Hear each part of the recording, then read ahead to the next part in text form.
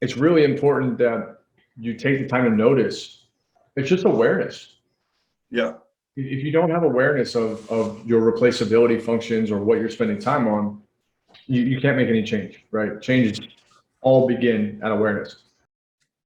What's up, everybody? Welcome back to the Mental Purpose Podcast. I'm here as, well, not as always, but as one time a month with, with AV. You guys know him, and if you don't, well, you're about to. And so let me remind you of the mission, right? This is why we do what we do. Educate, elevate, empower, enrich, and evolve men to be on purpose so they can reveal their most authentic self in order to live their most fulfilling and regret-free life possible. It's a huge effing mission, and we're on it, and we're 100% dedicated to it, both in our coaching and our front runner mastermind and events and retreats, literally in everything we do. And like the new stuff that we've got going on in our Mental Purpose community. If you haven't join that Mental Purpose. It's the Mental Purpose community on Facebook, not to be confused with the Mental Purpose podcast community. And we are going to be offering some really cool stuff, our product lines, because we've got such demand. Aaron and I are going to be offering new group coaching, new front runner stuff. Like the events are selling out. So if you want something, go to ianlobas.com, go to mentalpurposepodcast.com, or go to frontrunner.group, and you got it. You freaking got it. Now, today, here's what we're doing. We're talking, are you replaceable? Literally. It's an easy question, but it's loaded up. It's loaded up with trauma and bullshit and pain and fear and a lot of change and a lot of shift and a lot of evolution and a lot of looking at yourself in the mirror. And it's a question that both of us had to face. Aaron's is a little different because I have kids, but his is still just as important because am I replaceable in what I'm doing currently for me to spend more time in something else that I'm not replaceable in? That's the general concept. So that's it. If you guys need anything, hit us up on Facebook or Instagram. It's at Mental Purpose Podcast on Instagram, or just my name, or just Aaron Velky on Facebook, and we got you. Let's roll. We got you. We got you. Yeah, man, this is a big topic. You know, I think about this from like minutia all the way up. So this could be, are you replaceable on Thursday nights? Are you doing work that you could have someone else do, that someone else is better at potentially? So you can go play soccer, right? Soccer has been my first love. It is also one of the few places that I can go where I'm 100% present. There's nothing else. I just play. I just lock in. I played that game since I was 6, played through college, coached for 10 years. And to go play for an hour on Thursday night, it's irreplaceable. That moment is irreplaceable. And me in that moment is irreplaceable. But I can easily get caught up in like, well, I'm going to send another email that's definitely not going to be read until tomorrow morning. And no matter what level you are at, nice. The shingle has fallen. That means magic is happening. You gotta watch on YouTube to know what we're talking about. That this conversation about replaceability is really important. Entrepreneur or not, family man or not, but if you're someone on purpose, you need to talk about it. Yeah, because what we're talking about here is the last part of the mission, which in my opinion is probably the most important thing, because when it's been done, when too much time has gone by, we're not going to get any younger. Decades will pass, energy will decrease potentially, mobility or brain function or whatever it might be. I'm not putting limits on you. I'm just saying, like, with age comes certain things, and you can't turn back. You cannot get your youth back. You cannot get your 20s back. You can't get your 20s or 30s or 40s back. So those prime years that you spend, like I'll give you the story or the example. The thing that really, somebody proposed this to me a long time ago when I was a busy realtor, thinking that it was all on me, thinking that I had to be the guy that took those clients out, every client out, that I had to be the guy that did this and this and this, that I wrote that email, that, my systems might not catch this, my systems might not catch that. But really, it wasn't about that. It was about the fact that I was so fearful that if I didn't do a great job, I wasn't going to be liked, loved, accepted, appreciated, approved of. But I also, again, another layer deeper than that was like, what happens if my business goes under? Like, who am I? Am I a loser? Am I a failure? Am I not worthy? Am I not valuable to my family or to society? So within that room that we talk about at our front runner events and in our group coaching programs, that first step of illumination, I thought the room had 3 corners, and the room actually had 6 corners. And my goal needed to not be hustle here, where I am replaceable, because any real estate agent that's listening to this right now, you are 100% replaceable. And if you are saying, no, Ian, you're wrong, not me, I have amazing clients, then what? Just think about this. If you died tomorrow, would your clients all bail on the transactions that are in right now? Like active transactions, under contract.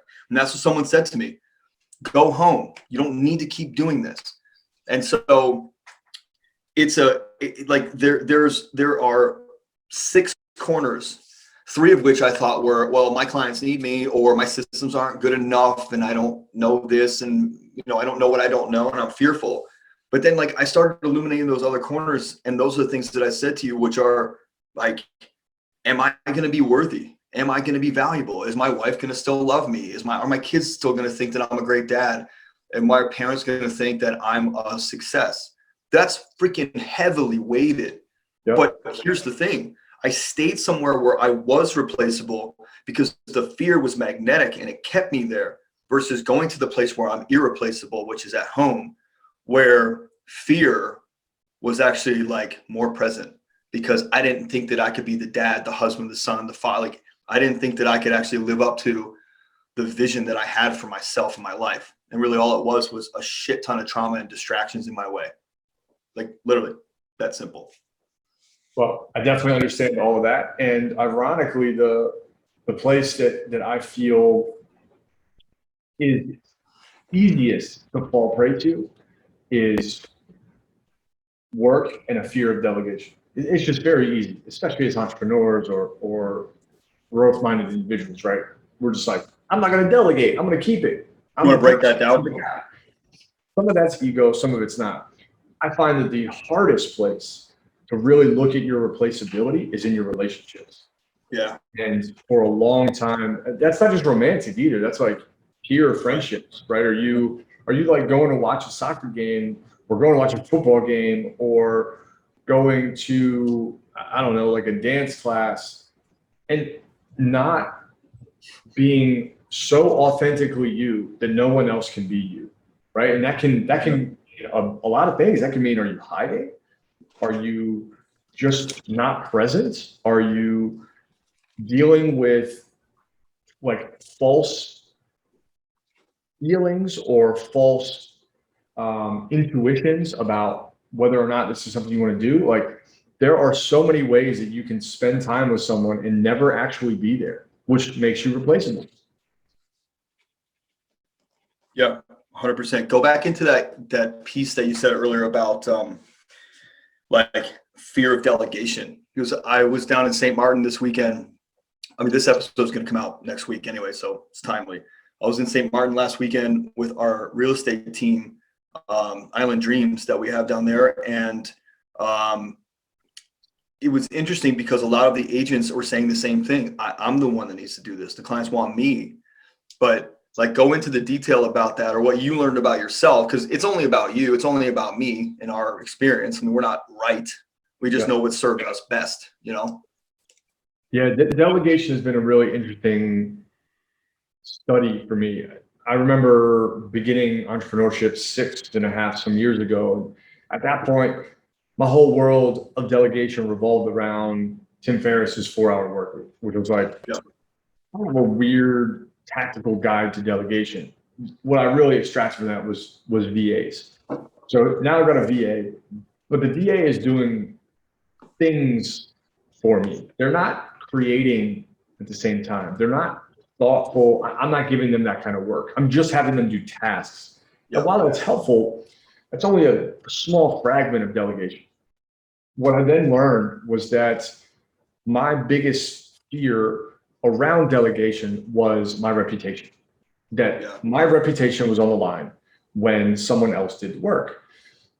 And the next phase of growth for me, phase 2, if you will, was okay, how do I verify that it has the caliber and the effort and the integrity attached to the work and still gets delivered the same way? So that was a learning process. And what I learned there was, for the most part, if I declare expectations correctly, that will happen. It's all about naming those expectations, labeling the instructions effectively, and then giving it to the right person. But the third phase has been the most interesting. The third phase has really been delegation from a place of pure and like real autonomy for someone else to be better at the task than I ever would be, and to get the hell out of the way. Yeah. And this version of delegation requires someone to really laser in on what they're good at, what excites them, what makes them feel in their flow state, and have complete mastery of their ego. Maybe not mastery to Like containment. yeah, perhaps just understanding of the ego, right? To where you can say, okay, this young person or this old lady or this, dog is better than me at this outcome that I'm trying to get. And the best thing for me to do is to run support for them so that I can see them be successful. And to do that, we have to lay down our need for credit, our need for praise, our need for achievement, and simply let them win. And I got a lot of this from being a coach. And this is a big part of me as a coach now, and we as coaches now, right? I'm here to help you win. The only way that I win is when you win. That's the only way that I win. 100%. But inside of a business, as a leader, this is also servant leadership. This is the replacing the top of the pyramid ideology with the bottom of the pyramid ideology. I'm the bottom. As a CEO, my job is to make sure they got everything they need, everybody on the team. Do you have what you need? Are you growing? Do you feel happy? Is this the right place for you? Do we need to get you on something else? Is this project feeling invigorating? Those are different ways to look at it, but it all came from this very different idea of letting someone be autonomous as a way of delegating and getting the hell out of the way. Yeah. So I want to go back to something which was the fear of your reputation being ruined. Because I dealt with that a lot in this big brokerage that we're helping build down in the islands. And a lot of the agents were like, but if I put it on somebody and they fail, then it comes back on me. And the same kind of exercise that you and I work people through, which is like, and then what happens? And why is that? And then what happens? And why is that? And you have to ask yourself, to the audience right now, you have to ask yourself, why is that? Or and then what happens? And then what happens? And if you're honest with yourself, you can drill down or what I was saying earlier, shine those lights on the other corners that are pitch black that you didn't even know were there, right? Yeah. It's not scary if you realize the color is black, right? That's from Matthew McConaughey book. Like it's not that dark if you realize that it's a color, right? And you have this context that's like, okay, now it's not scary corner with anything in it. It's just a corner that's black and it's dark, then I just need to illuminate. So the challenge became like, and then what, and then what, and then what, and then what? And it's like, well, will I actually be valuable? Or will I be able to put food on the table? In a situation like that, will I be able to put food on the table? And will I die? Because that's probably the ultimate, or it is the ultimate. In most people, it's the ultimate. In everybody, it's the ultimate, but in the psyche of most people, it's the ultimate. Whereas like embarrassment or like their ego getting completely crushed and them getting rejected is like the ultimate, because they just don't understand that death is the ultimate. Yep. So it's very interesting because I had a lot of assistants in my real estate business previously, and I never, ever, ever would give them all the work. But here's the other thing. I knew that if they took too much off my plate, then I wouldn't be busy on those things that they could technically handle with like 5 minutes. It would take me like 2 hours. And I would actually have to go back out and kiss more ass and get more business, which is what I didn't want to keep doing. I don't like that repetition of like where you're a commodity. As a real estate agent, I was the commodity. And for any real estate agents listening, this is my opinion, but get a clue. You're a commodity. That's like Zillow is the iBuyer program is doing your job. It's a computer doing your job. You're a commodity. Whereas an effective, highly trained coach, I'm not a commodity. I'm a luxury. Nobody goes into Louis Vuitton on Rodeo Drive and haggles on a $4,000 pair of, sneakers. They don't. They wait in line for that shit, and they would pay extra just to be the only person that has that. Yep. But you go to Target and you get anything you want. It's just the quality and the caliber. And so that was my biggest thing was I'm doing something I don't want to do. I had some friends in the mortgage business, same thing. I don't want to keep going out and sucking these realtors' asses and kissing ass and having to do this and do that and do this and another pie party and another this party and another cocktail party and another thing that I just like, you're replaceable. You're totally replaceable. So if you want to stay in the industry you want to stay in, then figure out a way to make yourself not replaceable from a commodity to a luxury. And that's what you and I have done. Like when we met each other, we were not coaches that were luxury items. We were coaches that were commodities because we were sort of newer in it. And I think, honestly, we were still pretty effective back then, but not like today, and now there's hundreds of thousands of people around the world that trust us to help them lead or to help lead them through the changes and transformations they want in their lives. But the other thing that really getting clarity and illumination, and then second step, which is elimination on all these things that are holding you back, is that when you are a luxury, there are no competition. There's no competitors. In my opinion, that's why people say, like, are you crazy, man? You're a coach and you put other coaches on your podcast to promote their business. I'm like, absolutely. How many people could I possibly I can't take on 40,000 people or 4 million people. And if I like what somebody else is doing, I want them to win too. That's leadership. So I don't see competition. In real estate, everybody was my competitor. And I was still coaching real estate agents to do really, really well. But here's the trick, that real estate for me was the means to an end. And I realized that very early on, but I was really scared that without real estate that I'd be nobody. Without the money, the success, the awards, the plaques, I'd be nobody. And what if I fail at coaching? What if nobody believes me? What if nobody trusts me? So that mindset just kept spinning. One of the front runner exercises that we run people through is when you get to this stop sign in your life, in the moment, and in the day, whatever it is, like that choice that needs to be made, most people just keep going left, which is what do we call it? Comfort land.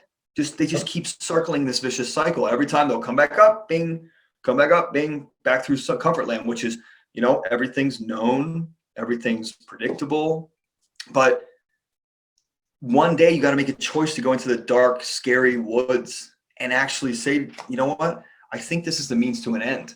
What do I really want to be doing with my life? Or what do I want to do in this business that I'm not doing? And then you make that change. You can still teach other people. You have to do that to be a leader. But once you do that, you won't see competition anymore. Like a lot of coaches come to me and go, hey, can I get on your podcast? Sure, no problem, man. If I like your business model, if I like who you are as a person, as a model of a person or a man, put you on. Other than that, you're probably just a commodity. And I don't put commodities on this program. So very, very interesting. Is it selfish to stay in where you are replaceable? And like where you could be delegating? Is it selfish in the wrong way, in a non-serving way? It certainly can be. It has been for me. I also think much of what you just shared with real estate and beyond has a lot to do with our identity. Well, we're just, this is who I am and I've got to wear it, or I'm going to be the brave guy. And navigating that change can be very scary. Here's why it's selfish and when it might be selfish if you're tuned in, so you can get a checkpoint to evaluate a little bit more effectively. And then here's where it's not. When you are in a position where you know that you need to delegate and you don't know how, that's when it becomes selfish.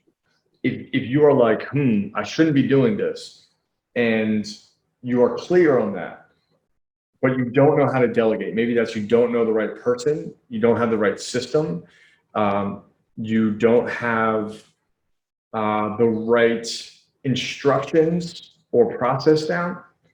That's when it becomes selfish. Not in the moment of like, hey, I need to delegate this out. But when it becomes prolonged, and if you've been sitting on that for a while, that's when it becomes selfish. And the reason it's selfish is that on one side, someone else has an opportunity to do something that is big in my world, right? We are servant leaders. And if there's a place that I can provide for someone to do something they're good at or they enjoy or lets them grow, I feel an obligation to do that. But even more than that, my job is to consistently grow. You and I say this all the time. The business grows to the extent that we do. And I'm being selfish by not letting go and therefore taxing the business. I'm literally taxing the business. I'm taxing the mission. So the tax is draining the company. I'm not benefiting because of my choice. Nobody else benefits. And the only way we spiral is down. So it's a huge tax. And again, it's not, hey, I need to delegate this, but I'm not sure how. Let me think about it today and start getting things in motion. It's like, man, I definitely should have delegated this a long time ago. I've been sitting on it. That's when you become a tax on your business. That's when it's selfish. The area that it's not selfish is very easy and simple. If you enjoy it, it's not selfish. If you like genuinely get filled up by doing whatever it is, taking out the trash, I don't know, sweeping your hard drive, whatever. If you're just like, I really love to disk defragment, cool, man. Fucking disk defragment all you want. But make sure that it's truly something that is bettering you, because all of your energy is going to be needed to do something successfully. And as long as it is draining you, it is a negative. But if it's truly filling that cup back up, and you can find that out in a couple of ways, right? Like if you go to do it and you feel more energized after the fact than before, keep doing it. That's a great place to be, right? I think we have a culture of like over delegation in areas that we genuinely love. And if you love sitting around and messing with stuff, cool, do it. Absolutely do it. Mess with stuff all you want, whatever that stuff is. But those two things make it very clear for me. One is, if I'm clear that I can delegate this and I don't know how, but it's taking me a long time to figure it out, it's now a tax. That is selfish. If you're taxing the business, it's selfish. And then two, if you love it, that is a very different example, not selfish, because it's in your best interest and you are the upper limit. Yeah, 100%. So the thing I think about is in my growth as an entrepreneur, as a business owner, as a person, as a father and husband and son and friend and all those things, like the number one thing that I had to do was I had to trust. I had to have trust and faith in really I had to have trust and faith in myself to develop or build the right type of expectations and setup and systems for people to follow. And so I always tell people that I coach, no matter who it is, it's around the world. If I'm helping you start a business, a manager will manage people and all the minute tasks, but a leader will set expectations and manage accountability. And now you have a lot more time. But the problem is that I was so scared what to do with my free time that when I would sit on the couch on a Saturday morning at 7 a.m., I'd be like, you know what, I should go to the office right now. This is really stupid of me. I have this extra time. I needed to write 3 more emails last week, and I didn't hit my numbers in terms of leads generated and contacts made. You got to hustle. Get to the office. And now my wife and my, like 6-month-old daughter are sitting there like, well, what do we do? Do we ever get you?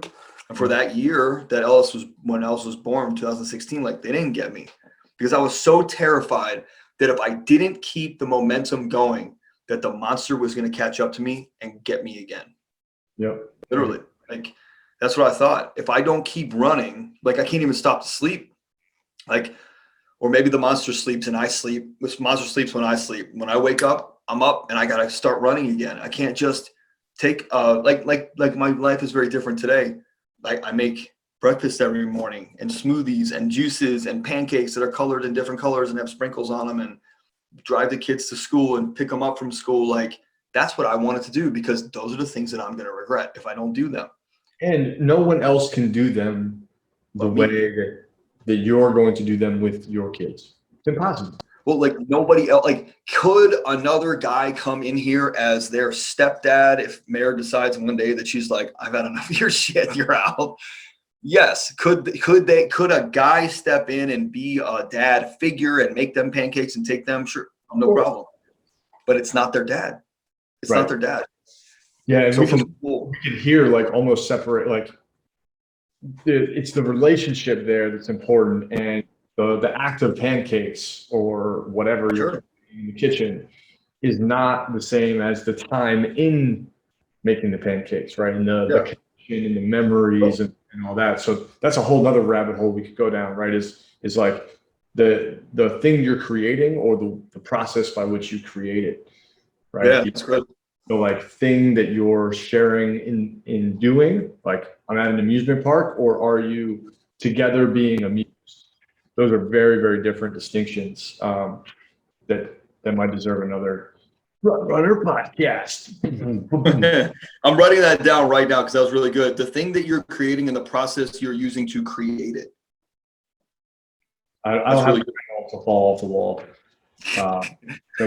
Dude, would it be nuts if all the panels just dropped right now and there was just an A underneath and we're like, oh my God, okay, podcast over. But think about this. It takes a stage. So like the question that I was asking myself is, what do I want my kids to remember about me when they're young? Just because Pricey's a year and 16, 17 months old doesn't mean he doesn't remember. He's not going to not remember things. Else is 5.5. She's going to remember things. She's been remembering things. She knows shit when she was 2. But like, do I want my kids to remember their dad rushed and anxious like I used to be, and scared and fearful and pissed off and feeling worthless, running out the door every morning to go make money and support the family and be a breadwinner? Or do I want my kids to remember their dad who got up every morning and made frozen juice and frozen pancakes? Or do I want my kids, like, this is my choice. Nothing's right or wrong, just whatever serves you and the regret you're going to feel later on. And the authenticity that you are revealing in your own life, like the authentic version of you. Because we're all held back by traumas and conditioning and patterning and bullshit from the past. So I said, in my mind, I want to spend that extra 30 minutes with them because it's time with them. They're, messing up the kitchen and they're stirring shit in and they're adding chocolate chips and whatever. I want that memory because right now I'm in control of the memories that we make together, right? And the moments that we celebrate together and the experiences that we have together. So I want scratch-made pancakes every morning or whatever it is. We do cereal and then like we'll watch a cool video about sharks or cats or planes or roller coasters. Usually when I'm flying, Ellis, every morning we wake up, we do affirmations, we fuel our brain, we fuel our bodies, and then we watch something and learn. And like whenever I'm going on a trip, she's like, Dad, let's watch how airplanes take off, or let's watch how airplane wings work, or how airplane engines work, or how airplanes land, or how do the wheels come out. So we're learning together. That's what I want them to remember. But that's me. And the only way that I got to that level of authenticity is by clearing out the bullshit from the past, which is the second phase, elimination. It is not easy. It does suck. It does hurt. It has pain. It has tears. It depends on what your level of fulfillment is that you really want. And I want it pure. I want it to be unencumbered, unrestricted. If anybody's seen my personal mission statement, that's literally the line, like without restriction or constraint. That means money, time, energy, all of it. I don't want to be restricted. So then what that does is that gave me a much more clear mission and vision for my life to understand, okay, dude, then you are really not replaceable over here. And you are really replaceable as a real estate agent. So where can you generate the type of income that you want, to generate the freedom that you want, do it from anywhere, how you choose, to spend the time you want to spend wherever you want in the world, creating those moments, memories, and experiences. That was, I gotta push my coaching business up. And that's when Meredith was like, you need to gas pedal down this coaching business. Like but when you get home from a listing appointment, and don't get me wrong, I loved most of my clients in real estate, and I say most. The way you come home after that is like beaten, because you know that they could throw you away at any moment when you don't answer your phone. But the way that you get off a coaching call is like almost in tears because you're so happy and so aligned. And that was a tough, challenging transition. However, the level of fulfillment skyrocketed after that. And the level of regrets that I was going to feel dropped to the floor because it's now calibrated. And that's the third step, calibration. Dial it in, take the chance, shine the lights on the corners, see the shit you don't want to see, the pain, the traumas, the dark stuff from the past, then figure out a way to get rid of it, and then calibrate in the new you. And that's our mission exercise. And that's it. And you either get to make the choice today that Ian and Aaron are assholes and they're so opinionated, or you get to go, you know what? I've been doing this shit for 10 years. I need to make a change. And you then call us, or you come to an event with us, or you call another coach. We're not the only coaches out there. Go to another event. Go to a Landmark event. You know I support Landmark. Aaron and I run a very big coaching company, and I will always, forever support Landmark education. And so you got to make the choice today. Like, that's it. You either make the choice or you don't, but stop complaining about it. Because we have so many people that call us and they're like, yeah, man, I really want to make a change. But then they don't make any choices to make changes. No. And you are staying in replaceable territory. And I just think about on your deathbed and do a deathbed confessional. Like, we should add this to front runner exercises. I thought about it many times. It's deep. And you know, when you take like hours and hours and hours to go through it, think about it. If you're completely lucid, right? Completely awake, alive, aware, you're laying in a hospital bed or you're laying in a bed somewhere and somebody comes in and goes, hey, T-minus 6 hours. Like, can you make check boxes at peace? Can you actually say, you know what? I did everything I wanted to do. Or are you the stereotype in the 5 Regrets of the Dying who said, I should have spent more time with my kids, my family. I should have done this. I should have done that. I couldn't have done this. Like, that's the choice. That's what all this is about. Are you replaceable or irreplaceable? And are you spending the time in the place where you are irreplaceable and not as much time and dialing in systems and leverage and delegation in the places where you are replaceable so that you can live the life you truly want? Sounds simple. It's not. But it is just a choice away. Right? It's an important choice away. And, you know, if somebody is listening, just as we kind of wrap those up, it's really important that you take the time to notice. It's just awareness. Yeah. If you don't have awareness of your replaceability functions or what you're spending time on, you can't make any change, right? Changes all begin at awareness. And, you know, go back to whether or not you're taxing or filling up your cup. If you're taxing your business, time to make a change. If you're filling yourself up, look for the areas that you're taxing and just notice that in positioning.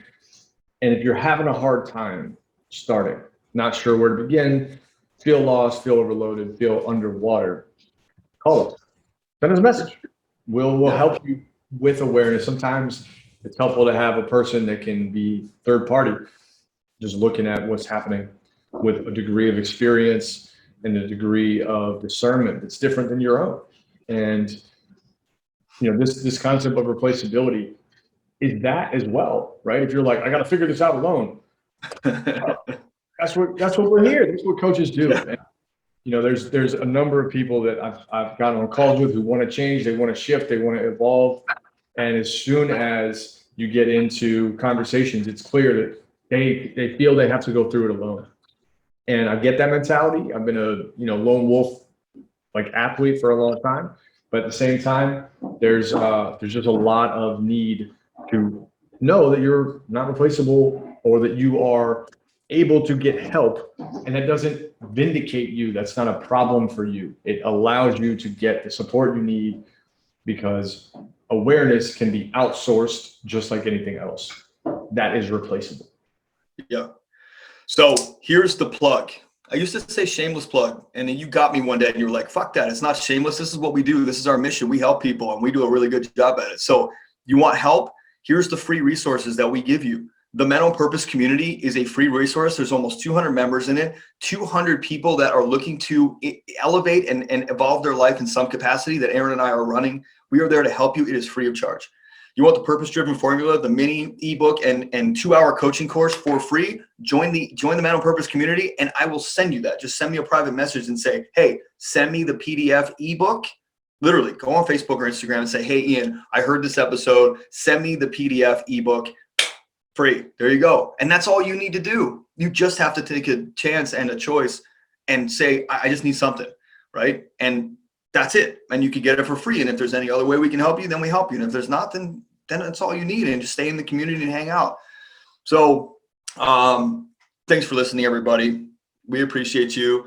Hit up the Mental Purpose community. Hit up website ianlobas.com, mentalpurposepodcast.com, or frontrunner.group, and or my personal, Aaron's personal, Aaron Velky at Aaron Velky or at I am Velky. No, just Aaron Velky. Nice and clean. Yep. Easy enough. Cool. Catch you on the next one.